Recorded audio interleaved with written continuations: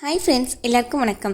இன்றைக்கி நம்ம சேனலில் சின்னவங்கள்லேருந்து பெரியவங்க வரைக்கும் எல்லோரும் ரொம்ப விரும்பி சாப்பிடக்கூடிய இனிப்பு குழி பணியாரம் எப்படி பண்ணலாம் அப்படிங்கிறத பார்க்கலாம். பாருங்கள், நான் இந்த மாதிரி இட்லி மாவை எடுத்து வச்சுருக்கேன். நான் எப்பயுமே இட்லி மாவில் தான் பணியாரமும் ஊற்றுவேங்க. பணியாரத்துக்குன்னு தனியாக எந்த மாவும் நான் அரைச்சதே கிடையாது. இட்லிக்கு மாவு அரைக்கும் போதே நல்ல பக்குவமாக நம்ம அரைச்சி வச்சிட்டோம் அப்படின்னா இட்லியும் நல்ல பூ மாதிரி பஞ்சாக வரும். அதே மாதிரி நம்ம பணியாரத்துக்கும் நம்ம யூஸ் பண்ணலாம். இட்லி எப்படி நல்லா சாஃப்டாக பஞ்சு மாதிரி வர்றதுக்கு எப்படி மாவு அரைக்கணும் அப்படின்னு சொல்லிட்டு உங்களுக்கு டவுட்டாக இருந்தது அப்படின்னா அந்த வீடியோ நான் ஏற்கனவே போட்டிருக்கேன். அதோட லிங்க் வேணால் டிஸ்கிரிப்ஷனில் தரேன், நீங்கள் பார்த்துக்கோங்க. நான் எப்பயுமே மிக்சியில் தாங்க மாவாட்டுவேன். ஆனால் இட்லி ரொம்ப சூப்பராக வரும். அதே மாவே பணியாரம், தோசை எல்லாத்துக்கும் ரொம்ப சூப்பராக இருக்குங்க. அதோட லிங்க் வேணால் நீங்கள் கீழே இருக்குது, நீங்கள் பார்த்துக்கோங்க. சரிங்களா?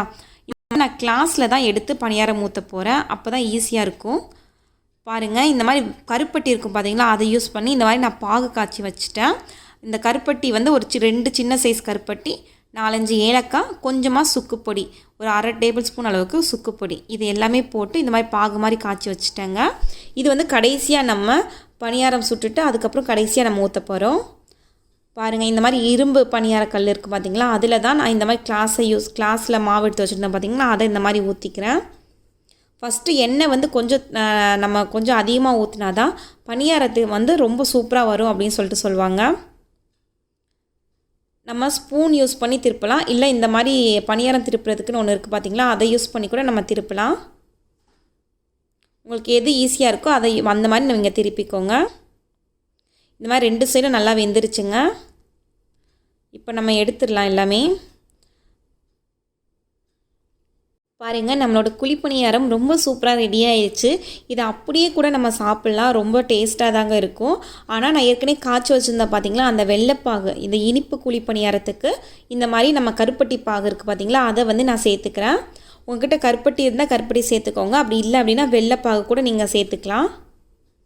இந்த மாதிரி சேர்த்துட்டு நல்லா மிக்ஸ் பண்ணிக்கோங்க.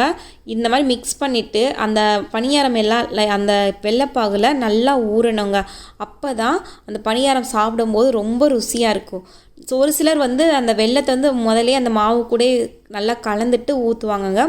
அதை விட இந்த மெத்தடில் நீங்கள் பண்ணி பாருங்களேன், ரொம்ப ரொம்ப சுவையாக இருக்கும். நம்ம அப்படியே ஒரு சில கடையிலெல்லாம் விற்பாங்க பார்த்தீங்களா, பாட்டி அவங்க சுட்டு தருவாங்க பார்த்தீங்களா, அந்த மாதிரி ரொம்ப ரொம்ப சுவையாக இருக்குங்க இந்த மெத்தடில் பண்ணும்போது. ஹெல்த்துக்கும் ரொம்ப ரொம்ப நல்லது இது. அதே இட்லி மாவுலே காரக்குழி பணியாரம் இருக்குது பார்த்தீங்களா, அதுவும் நம்ம ரொம்ப சூப்பராக செய்யலாம். 2 நிமிஷம் கூட ஆகாது, சட்டுன்னு நம்ம செஞ்சிடலாங்க. அதோட வீடியோ போட்டிருக்கேன், அதோட லிங்க் கீழே டிஸ்கிரிப்ஷனில் தரேன், நீங்கள் செக் பண்ணுங்கள். ரொம்ப ரொம்ப டேஸ்ட்டாக இருக்குங்க. நம்ம ஸ்நாக்ஸாகவும் சாப்பிட்லாம், இல்லை டிஃபனாகவும் சாப்பிட்லாம். இந்த வீடியோ உங்களுக்கு பிடிச்சிருந்தா லைக் பண்ணுங்கள், கமெண்ட் பண்ணுங்கள். நம்ம சேனலை சப்ஸ்கிரைப் பண்ண மறந்துடாதீங்க.